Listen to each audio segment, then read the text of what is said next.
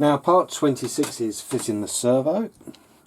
We got these pieces, and we got this bit first, goes this side, like so. The pleasing thing is they're using dual screws to hold it into place, which has got to be good, you know.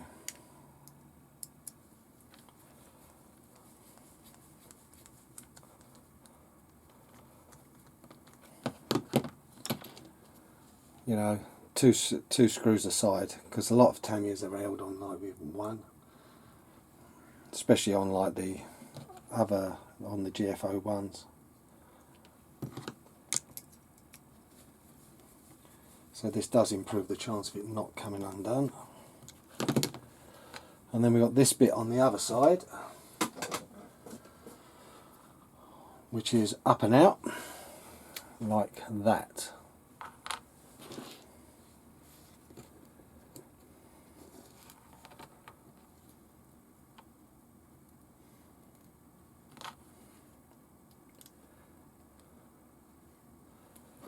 Just start it a little bit and slip it on. Oh, these are a bit small. Normally you can pop them on. No, you can't. What a pain.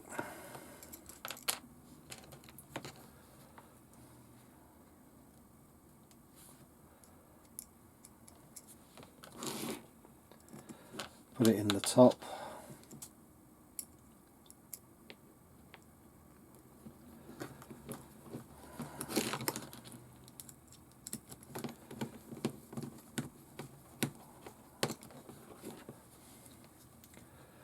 Do it tight, loosen it till it touches, and then wrench it right up. That's why I like doing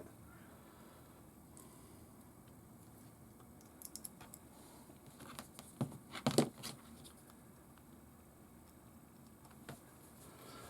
Right.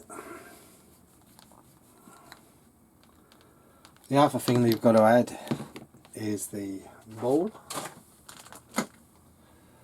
Nice and simple. It goes in the furthest hole out.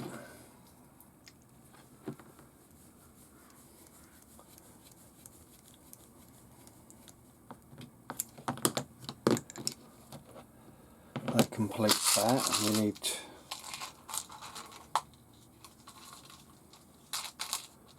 what's it called for? Screws and washers all the way. Using a few more washers than what we normally do. Right. So now we've got to get the chassis in view and mount the servo.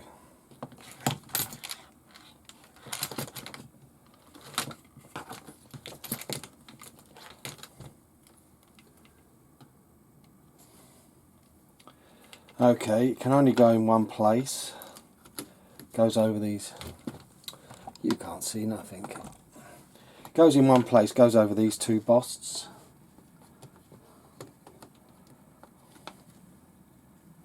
The first one's easy because there's no movement, it's the one that sets one end. And as you can guess, the other end is the one with the flexibility.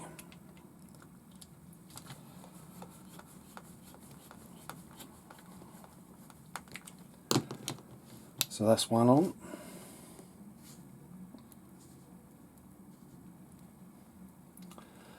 And then this is where we're going to set the steering in a minute.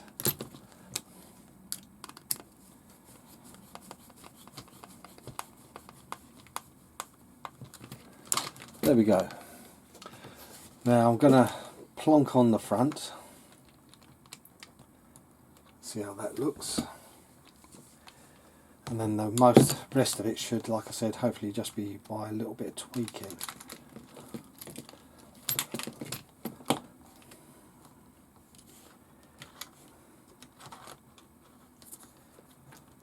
I should have popped these on in the last part, but I didn't.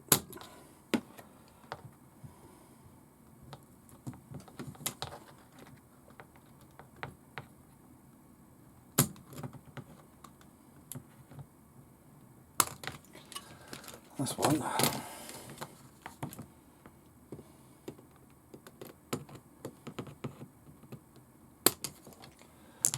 Going to look how straight this is when it's lined up. It's got a very slight toe in, so you could always adjust that out later. Now we've got to get it central. We'll have a look, and it's off by loads. See, it's hard to show, but that's why I left it long, so we can turn it on and adjust it in. So let's power up.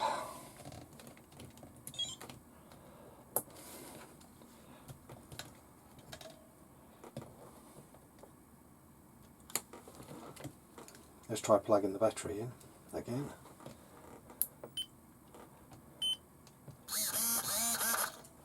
Well, we've got the steering just so we need to keep winding this on. That's why I like this 3-bar steering, because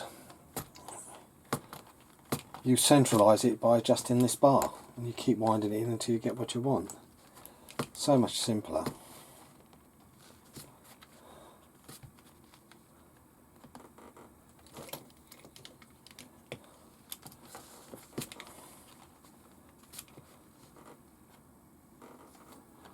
I think one more and we'll have a look.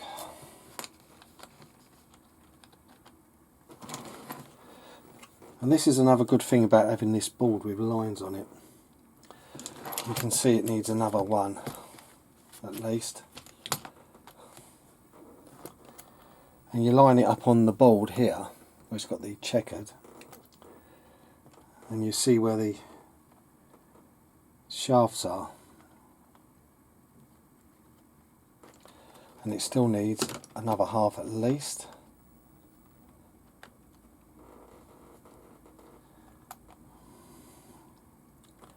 Maybe another half. That's as far as I'm going to go. The rest will be done by the servo adjustment when we set all that up.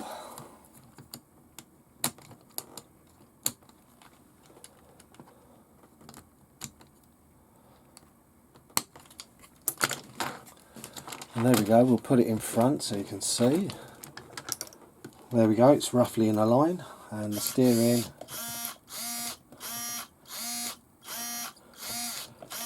That's pretty good. Happy with that. So that's the steering all set up, but you see what I mean about leaving it long and just winding it until you get it straight. And it centralises it on the other part, so everything is dead central in the centre, because you're, like I said, you're only adjusting the link.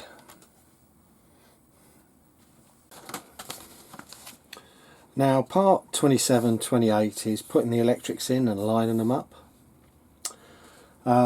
As that's for the I'll tell you the old style one. I don't know whether it's correct, so I've just put mine in as like so. Got the ESC, we've got the on-off switch just at the side here. Receiver there, little short stumpy aerial here. Wires on the side, and they're both sort of clamped on either side of the battery tray. And that's as far as I'm going to go with it, that on the electrics, but I'm quite happy with it. So that completes that part, and let's get on with part 29. Now part 29 is putting some foam in.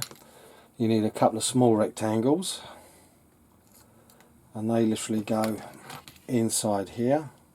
Can't really show it because it's black on black, but it's just a little bit of padding at the one end for the battery.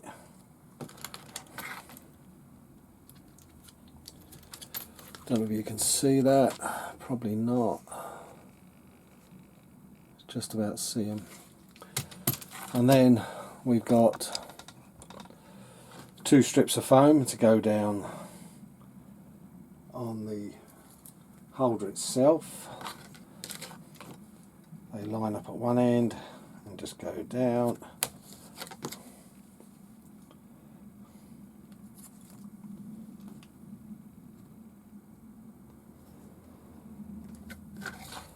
Push them on. And then all you have to do is bring the chassis in, hook in the door from outside, goes down, and 2 R-clips holds it into place. That concludes 29.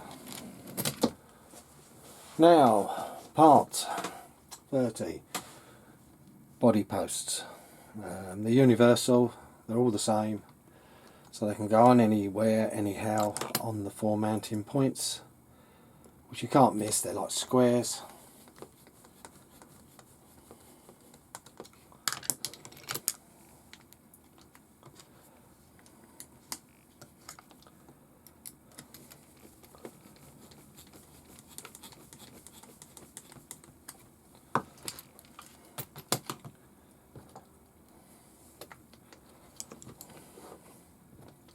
Like I said, it's so simple.